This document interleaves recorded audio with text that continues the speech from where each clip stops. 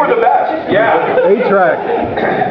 No, they didn't have 8 tracks for computers. I think we had gotten past the 8-track thing. I'm just thinking of other things at back all. in history. We'd go hang out at because Kmart would sell computers back. You remember that, Randy? Kmart sold computers, and they'd have them on display, and you could go walk up to them, and there'd be a Commodore 64 with a screen. Oh. And my brother and I would, and they didn't do anything. You turned them on, and they went to this blue screen with a blinker. Yeah. Cursor. And so we'd write programs right there in the store. We'd write programs that would count, or count by 5s or 10s or 2s or whatever. We'd write little programs so people could find out how much their shopping trip was going to cost them. They could add up all the stuff in the cart. That was real nice for us. I don't think anybody ever used it, but we wrote it in nonetheless. Left it for them. We do all this kind of stuff. It was very, very fun. It was great. I would never do that with my kids now. I would never leave my kids in a store like that and just walk off.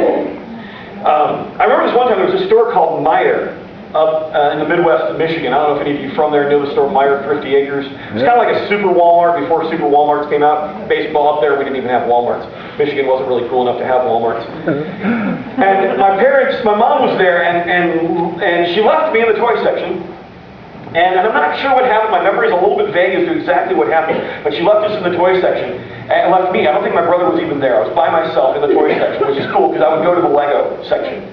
Bam, Legos. And you could look at them. Just looking at them was fun for hours. I can't do that now. I want to buy things. But I would just look at them for a very long time. And then there were adventure men. I've never found them since, but there were these little guys called adventure men, and they had like a boat. You remember these? I have looked for these on eBay. Nobody's ever heard of them. Wow. I was going to say I'm not crazy, but you're the only one who remembered, so I might be still. And, they had like a Jeep and a plane and a helicopter and a parachute. And you could put the parachute on the guy and toss him up in the air and he could float down. We had a church that had a balcony overlooking the foyer area, so we'd go up there and drop stuff on people. No, when no one was there, we'd drop stuff down there. It was fun. Watch the guy parachute down. So we'd look at all this stuff, and I remember I was there, and I don't know what happened. I don't know if I thought I saw Mom. I mean, you remember having that experience when you were a kid, when you saw Mom's legs? Yep. You're hanging out, you're at church, you're somewhere, and you look down and you see Mom's leg, and you beeline for Mom's legs, except when you get to Mom's legs and you look up, someone has stolen her legs and put them on their body. Some person who had lost their legs in the war needed some legs and stole them from your mother. And there you are looking at it, it's not my mommy! Which is even more terrifying than being alone because it's not mommy. And it's supposed to because those legs are mommy. And you look up and it's not, and that's incredibly terrifying. I don't know if something like that happened. I thought I saw her go by, and I looked and I'm trying to find Mom, and there's no Mom. Mom is gone. And I am alone in Meijer's. Where's Mom? Did Mom leave me? I'm all by myself. In Meijer's, I have no money to buy Legos. Mom, where are you? So I started looking around the long aisle of toys. Looking around, nope, not there. Looking around another one, no, that's the edge of the toy section. We can't leave the toy section, so I have to bounce off the invisible wall, the force field that Mom created. Back into toys, looking, there's no Mom. And then I start crying. A very manly cry. Very, very tough cry. Kind of more of a grunt with wet stuff.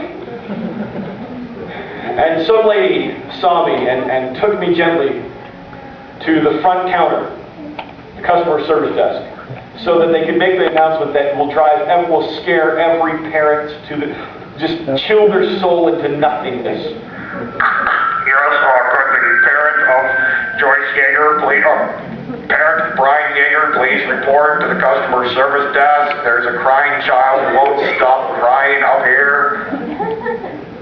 And as a parent, you know what you're thinking. They've been beaten.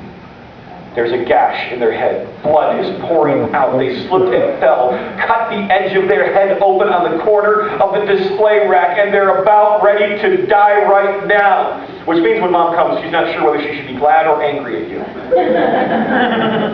And Mom came, and it was well with my soul, because there was Mom. And even the tears didn't matter because Mom was there and it was okay. There's just something about having that person that suddenly makes it okay. Even as adults, we do it. Sometimes you're having one of those weeks and you just want somebody, your friend, your spouse, someone you care about, to look at you and just say, it's okay, I'm with you. Because I'm here, I'll listen, and it's okay, it's well. Your life is okay, it's well with your soul, and you just, it's okay.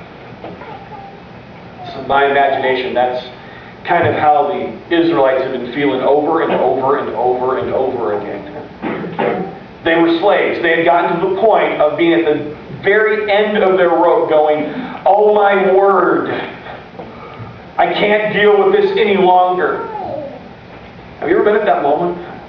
I mean, have you ever really been at that moment? Let's be honest. Have you ever been at that moment where you were at the end of your rope and you're going, if this doesn't change, I cannot fathom what is about ready to happen within my psyche, because I think that I will do a Matrix thing where they explode into thousands of fragments of pieces and fly across the room. I'm not sure what's going to happen, but I'm scared that it might be messy.